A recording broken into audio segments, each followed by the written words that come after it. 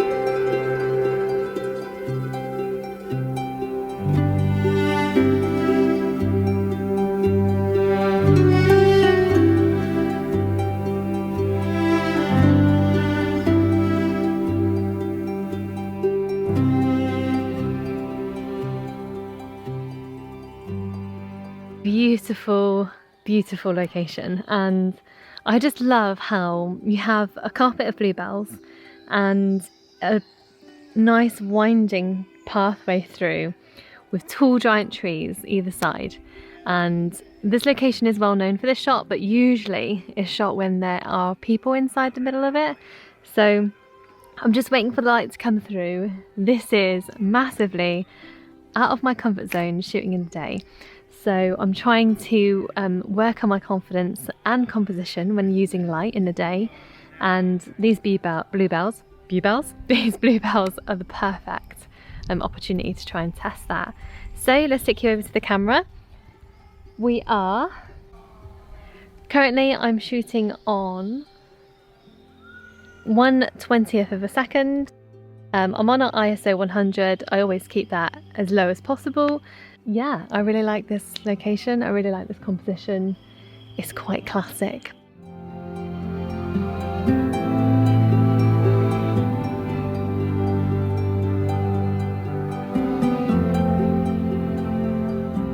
Another top tip for you guys. So using that wide angle lens with its sort of warped perspective is really good when you want to get really low down to the ground and make those trees look taller than they are. It's a good way of adding extra length to your photos and making sure you get this nice clean background, getting as little of the sky as possible and making the trees look as tall as possible.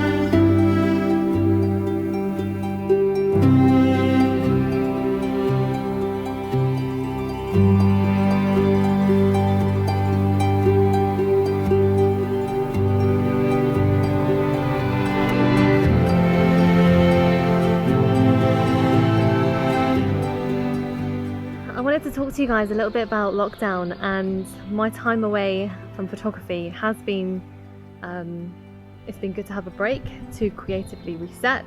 It also has been a passion of mine that's been burning, where I've wanted to go out and do stuff. And it's amazing how the rules really can impact your creativity.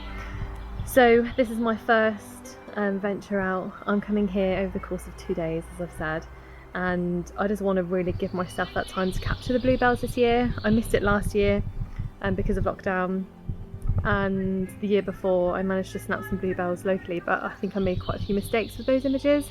I had the sky in the photo, it was really burnt out, so I'm going to try and get shots that are sort of lower down, getting more background in and less sky, and really working on my composition and how light interacts with the landscape.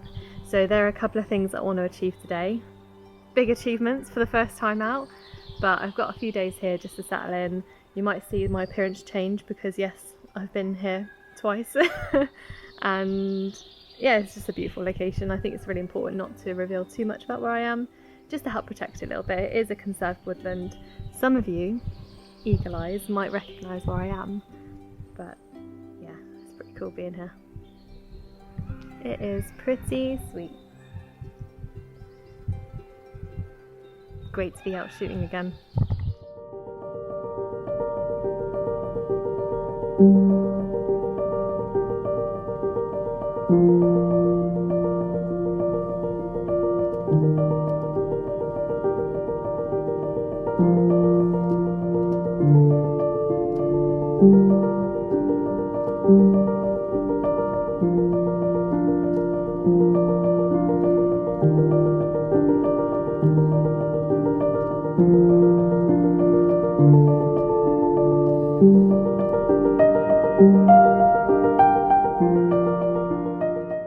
So after hunting around, I have found a really beautiful composition which has caught the side light coming through perfectly. So in and amongst this area you have some trees that have ivy growing up the sort of base of the tree, and I'm trying to compose this image where you have the ivy tree on the left hand side and all the other trees are in darkness, and as the light and the sun is setting, this is the perfect shot where you have that highlight on the one tree and then all the other trees are in darkness. So just talking you guys through my settings. Apologies, it's quite bright. So I am on f11, standard f11, nice aperture to keep everything focal throughout, and shutter speed wise I'm on 1/8 of a second. That seems to be the perfect shutter speed for this light at the moment, and ISO 100, it's just as simple as that. So the key is, I think, finding different compositions, but generally my settings seem to stay the same.